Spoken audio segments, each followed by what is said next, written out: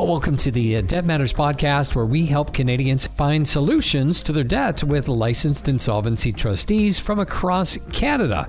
My name is Wayne Kay, and in today's show, we're going to be talking about that financial stress on families and couples and how it affects relationships. And we're hoping we can help you avoid some of that stress. Now, my guest today, Derek Chase from Derek Chase and Associates in Campbell River, BC. Derek, thanks very much for being here today. Oh, you're welcome, Wayne. I'm really looking forward to this. This is a great one because I know that you have people come into your office all the time, and when they have financial stress, there's relationship problems with that, right? Oh, absolutely. Like at so many different levels, there's relationship difficulties when money becomes involved. And it's often a real success story that we can help repair some of those and get people on a good path. But there's no doubt about it. It affects relationships. Is it not? I think it's one of the top things on divorces, actually, is money problems.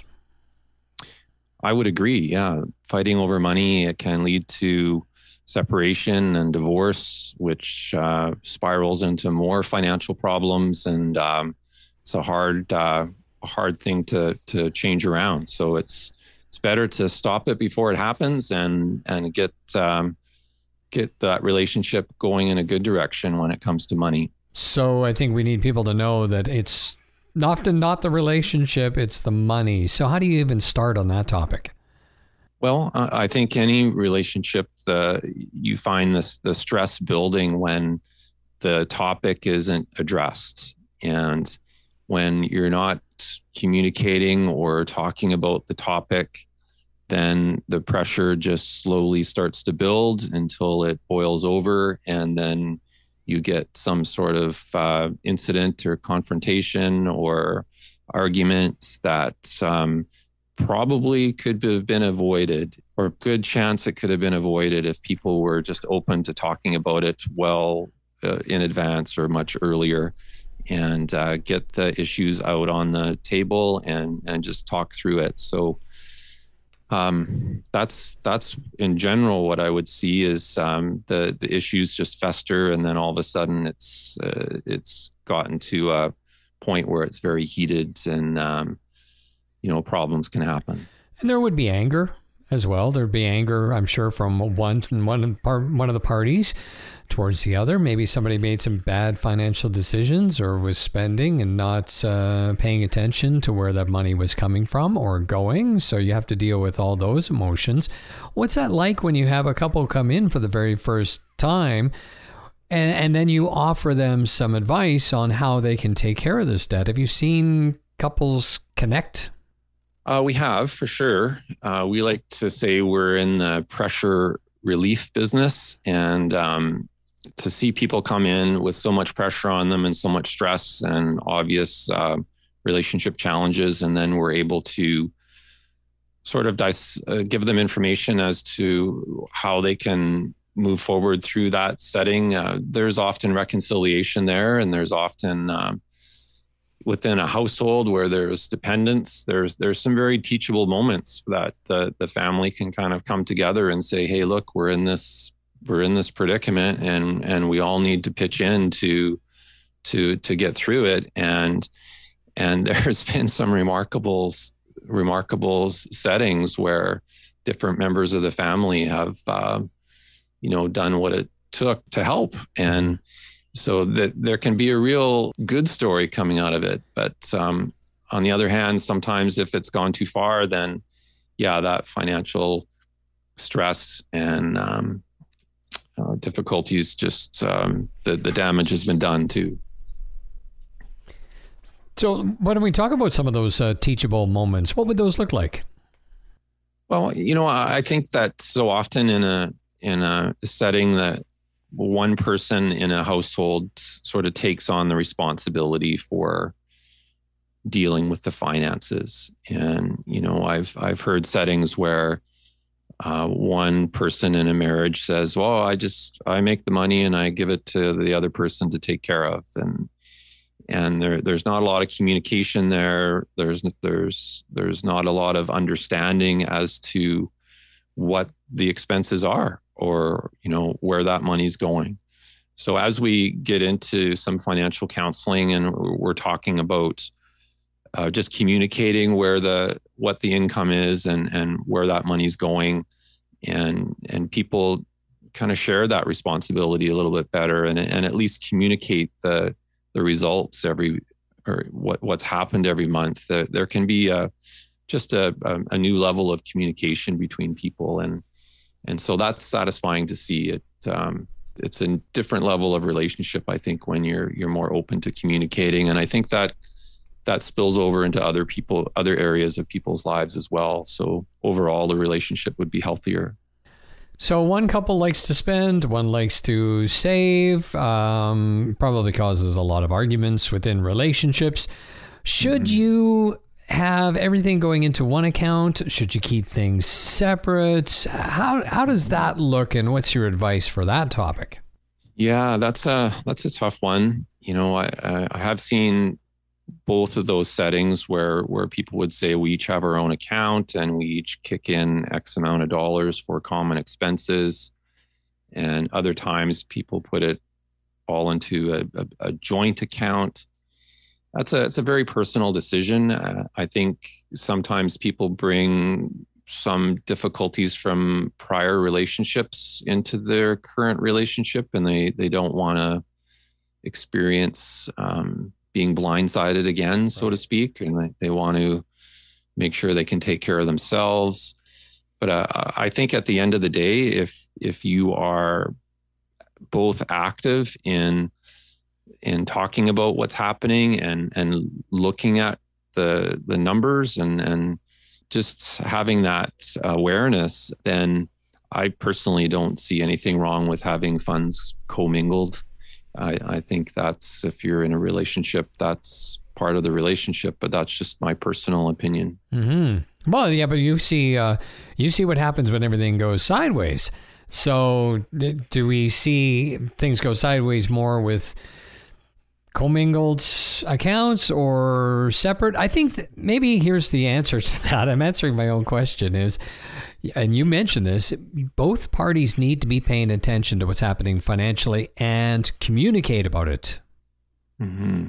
Yeah, I mean, there could be some warning signs there, like if the income's healthy and there's no money saved, like, well, where's it going? Or, if one person is handling all the mail that's coming in, mm-hmm. and the other person never sees the statements or the credit card bill, that's a bit of a warning flag, a big warning flag to me, actually, because there could be some things going sideways on those credit cards that one person doesn't know about, and so that will lead to problems. I would say that don't just be satisfied that one person's handling it. It's got to be a two-way street there as far as communications go. What would your advice be to a new couple getting into this, starting out, and all of a sudden here's Derek, who's got his magic wand of advice that's going to help them financially? What would that look like? No pressure. Yeah, no, I would just say don't make it a topic that's rarely talked about. I think lots of times people come from upbringings and households where money was never talked about, or it was talked about in anger all the time. I think make it a regular topic. It's I'm a big fan of having a date night, no matter where you are in your relationship. And hey, there's nothing wrong with talking about the finances and what's coming up on the horizon for expenses, and just to have that conversation in a regular way, like at least once a month, and just really it just becomes normal after a while. But the alternative is if it's always sort of in the background or in the dark, or it just never comes up, then that's more of a opportunity for problems to arise, I think. Mm-hmm. Well, I think it's one of those. It's one of the main topics in your life is money and finances, and especially as you go through, as you were mentioning one time when we were chatting about a retired couple that didn't do any savings. So maybe if they had talked maybe earlier on in their lives together, they would have learned some saving tips as they went along.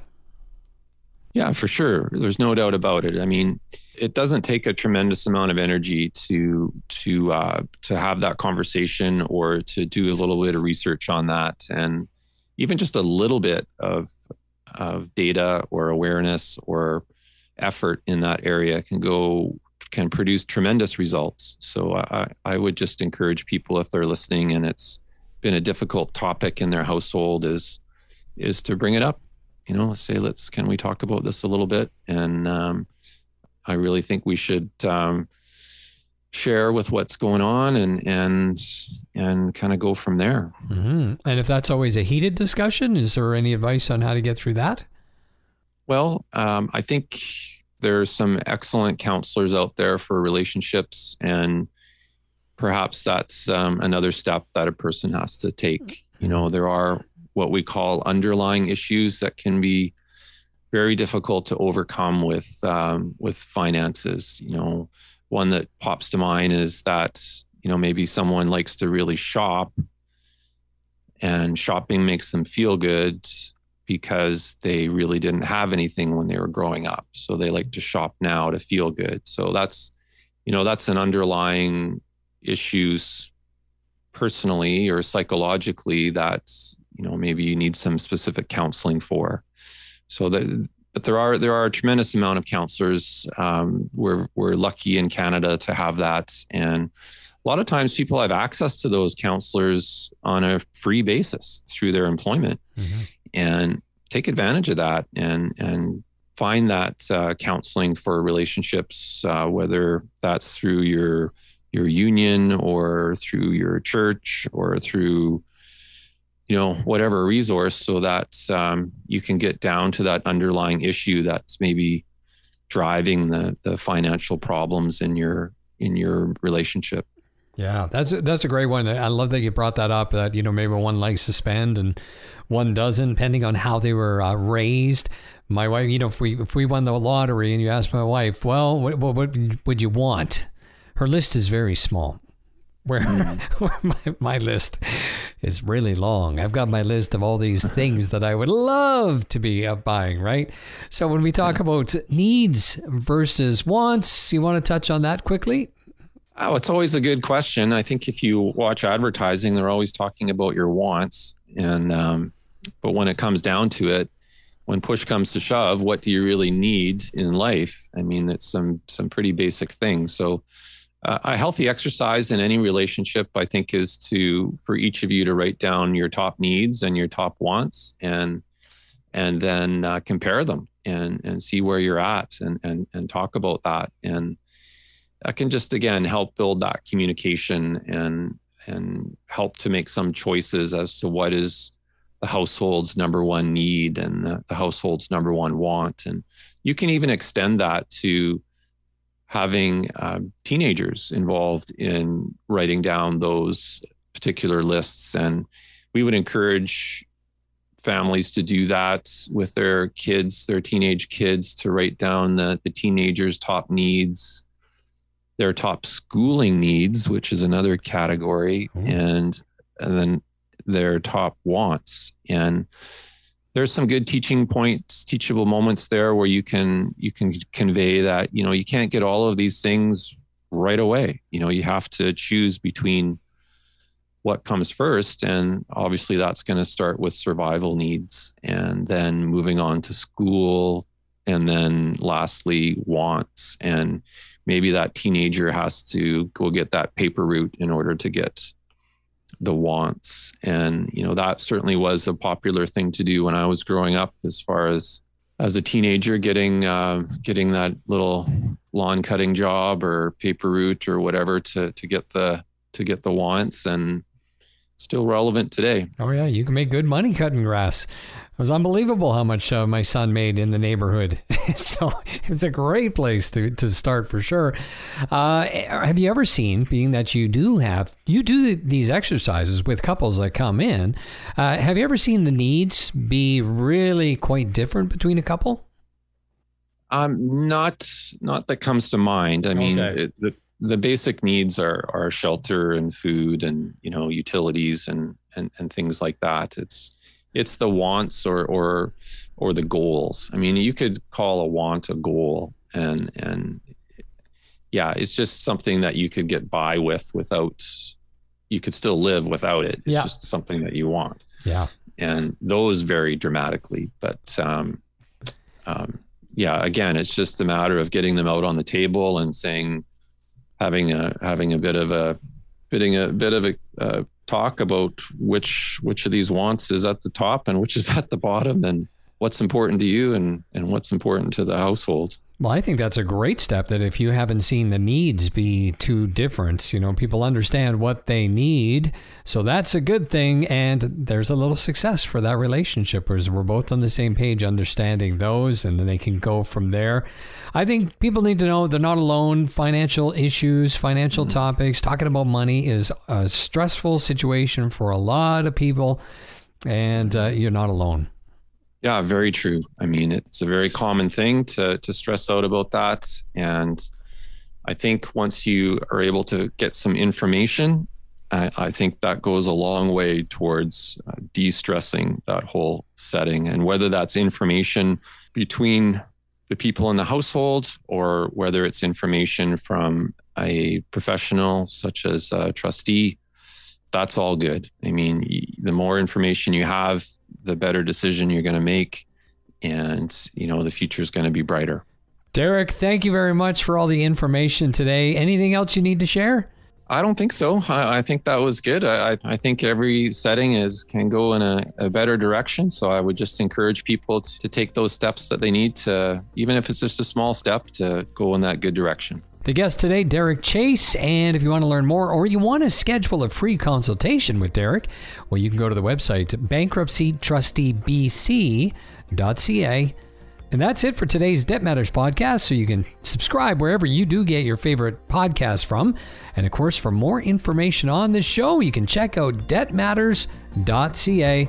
Thanks for listening.